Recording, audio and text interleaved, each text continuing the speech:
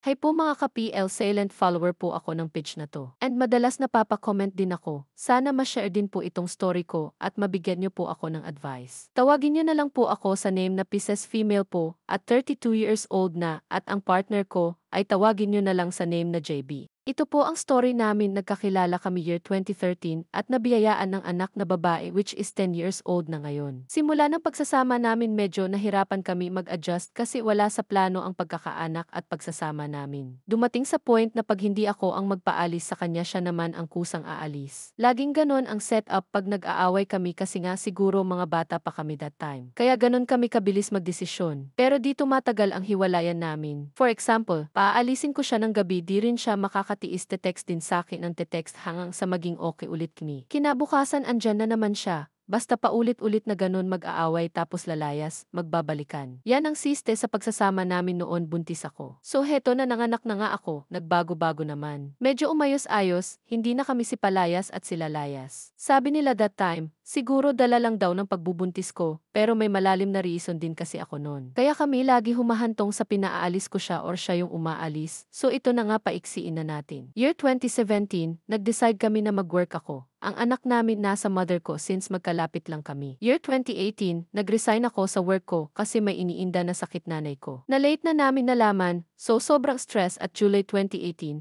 after ng pagre-resign ko, nalaman kong nagloloko pala sa akin ang partner ko. Grabe, sobrang sakit sa akin kasi ni minsan di sumagi sa isip ko na gagawin niya sa akin yun. Na kahit may mga issue sa amin nung magjowa pa lang kami, ni minsan di ko naisip na magloloko siya. Dahil naging maayos naman ang pagsasama namin noon, sobrang sakit na ako pa nakikiusap sa babae niya. Habang sa kanya para na lang sa anak namin, pinamili ko siya, bumalik siya sa amin. Pero gumagawa talaga siya ng way noon na makontak pa yung girl, to the point na gumawa pa siya ng account sa mismong cellphone ko. Yung babae din kasi masyadong naghahabol sa kanya. Kahit pinakiusapan ko na, lagi niya sinsabi na dahil lang daw sa anak namin kaya di kami maiwan ng asawa ko. Pero sa totoo lang nung time na yun, binibigay ko na talaga ang partner ko. Pero siya ang decide na magstay sa amin. Take note, may anak na din ang babae at kakahiwalay lang din at nakailang lalaki na. Dahil di ko pa talaga kaya makisama sa asawa ko nung time na yun, umalis ako. Sinama ko anak namin, nag-work ako sa isang kamag-anak pero maayos ang pag-uusap namin nang umalis kami. Hanggang sa siguro dahil nawalan na nga ako ng tiwala sa kanya,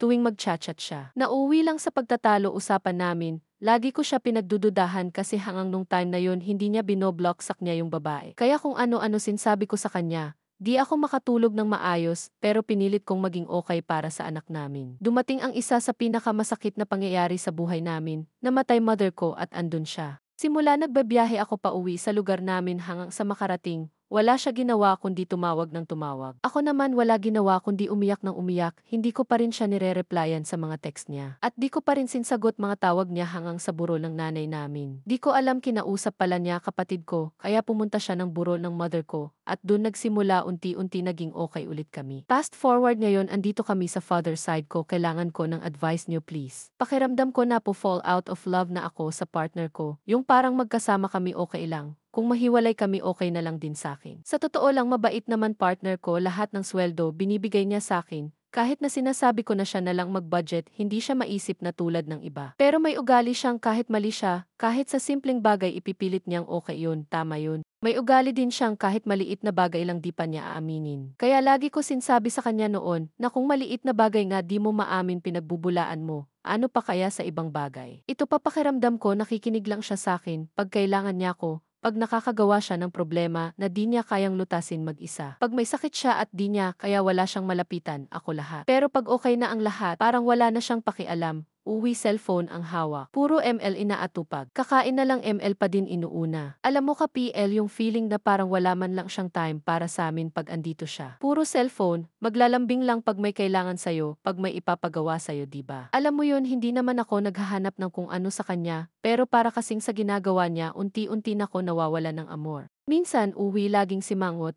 Alam ko naman mga ka-PL na wala siyang babae. Dahil ramdam ko naman yung kung meron, pero iba kasi eh. Bilang asawa partner, naghahanap pa rin naman tayo ng lambing, ng alaga, ganun ba? Di ko yan ma-open sa kanya dahil wala naman siyang time sa amin, puro cellphone lang. Minsan nga online siya sa work, nakakapag-chat siya sa iba pero sa akin napakabihira niya gawin yan. Naiisip ko gusto ko din naman magkaroon ng partner na may pakialam sa akin, may care, dahil sa totoo lang mga ka-PL. Ginagawa ko naman lahat, hindi naman ako materialistic na babae. Wala akong luho sa katawan, alam niya yan. Puro sa kanila ng anak namin inuuna ko. Bumibili ako ng sakin kung kailangan lang talaga. Yung sakin lang kasi di naman ako naghahanap ng kung ano-ano. Time lang sa kapahalagahan din naman niya yung nararamdaman ko. Yung sinasabi ko, hindi yung makikinig lang siya sa simula hayes. Parang gusto ko na lang mag-work at mapag-isa. Napakahirap lang talaga maghanap ngayon dahil sa age ko. Please advise niyo kung mga di ko na alam mararamdaman at gagawin ko. Pakiramdam ko di niya pinahahalagahan mararamdaman ko. Minsan pa nang shared siya ng parang natatamaan yung pagkababae ko. Di niya man lang naiisip na baka ma-hurt yung feelings ko. Nitong huli nagtalo kami sabi niya magpapahinga na lang siya nagbubunga nga pa ako. Kasi nagagalit ako, may usapan kami na di niya tinupad.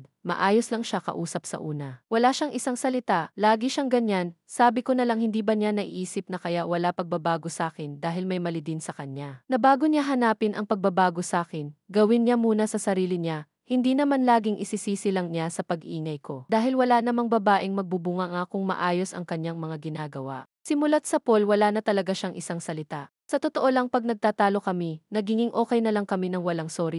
Palibasa alam niya na pagtapos na ang galit ko, tapos na. Okay na ulit ako. Pero di niya alam na ipon sa akin lahat yon. Minsan gusto ko na lang umiyak. Please kailangan ko ng advice po mga ka-PL.